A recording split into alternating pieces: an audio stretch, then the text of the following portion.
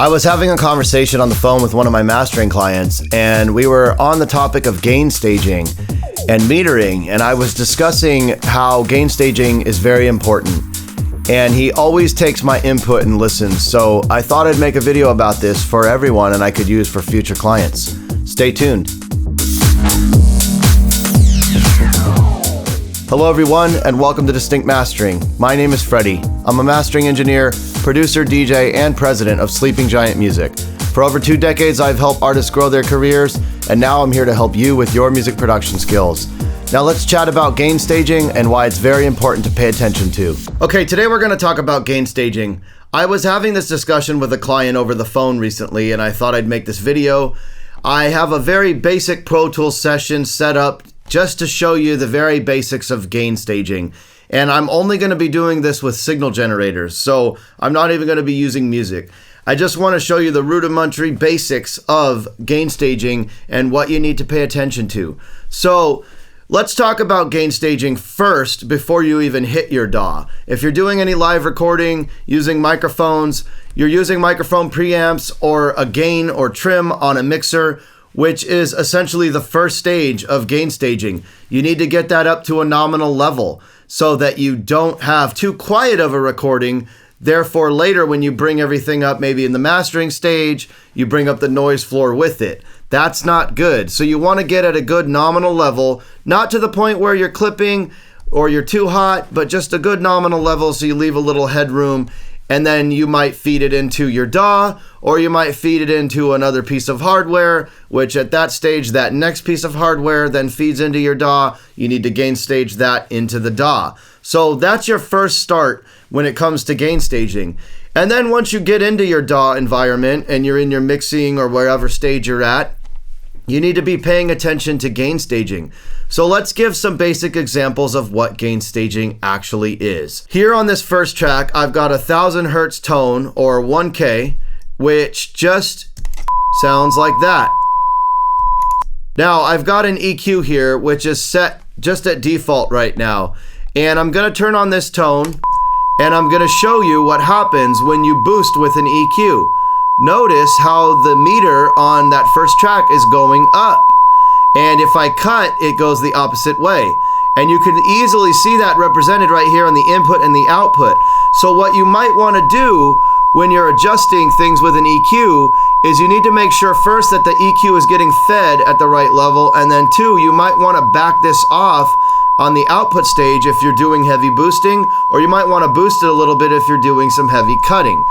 Not if you're just slicing a very thin layer, you might not want to do too much, but the point of this is to show you what gain staging actually is and why it's very important to pay attention to.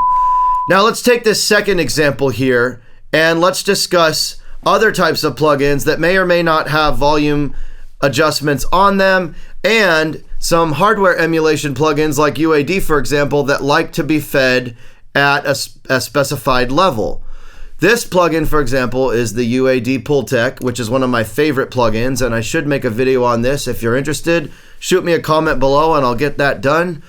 I love these EQs, but notice there's no output knob here. So for this example, I've got 100 hertz tone, and I used a square wave, so the frequency spectrum is a little wider. It's not a sine wave. You might not be able to hear it as well if you're listening on some earbuds or laptop, but this is the tone. And notice that it is set at -18. Typically this one is at -20, but I moved it to -18 because that's where these hardware emulations like to get fed. Now, if you notice as I boost, I'm getting a hotter signal, but I have no way of turning that down. I only have the on-off button or the in-out. And what I recommend you do in that situation is you could put a trim plug-in, or for example, in Pro Tools it's called trim, in Ableton it's called utility, and you could just turn that down, just take it down a little bit to where you need it to be, to where it's gain staged properly. Because what happens is, as you start stacking tracks in your session, you have the sum of all of those tracks being fed into your master. Now, Pro Tools, you have to set up a master fader, which I advise you do. Ableton and other DAWs, for example, already have one. And Pro Tools, you can have multiple master faders for as many outputs as you need. But Most people will just use one. And as you have these things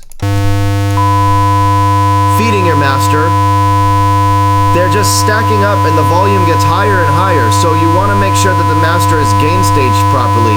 And you want to send your mastering engineer stuff around -6. Now, these are just simple tones, so they're not giving a good representation of what a real song would sound like. But if I had a full song, I'd probably be up there. Or if I'm too hot, what you can do is just hit the all group and turn these down, or group all your tracks and turn them down, and then make sure you get your master fader at unity.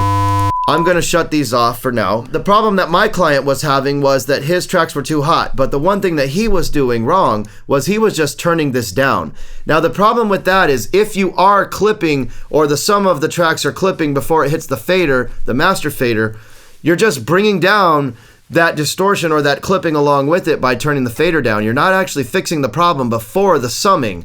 So you want to make sure your tracks are gain staged properly before you hit your master fader as well. So that's a very important lesson on gain staging with your mix bus and all of your faders. And one last thing I want to mention is you don't want to be mixing where your faders are way down here, because if you notice, your fader increments get bigger down here, whereas up here they're more precise. So it's very important to gain stage along the way and all your plugins so that your faders are at a relatively nice level and are closer to the top, and your master fader is still at unity. I never touch my master fader. I leave it at 0. I make sure all my stuff is gain staged properly and that everything is running at a nominal level.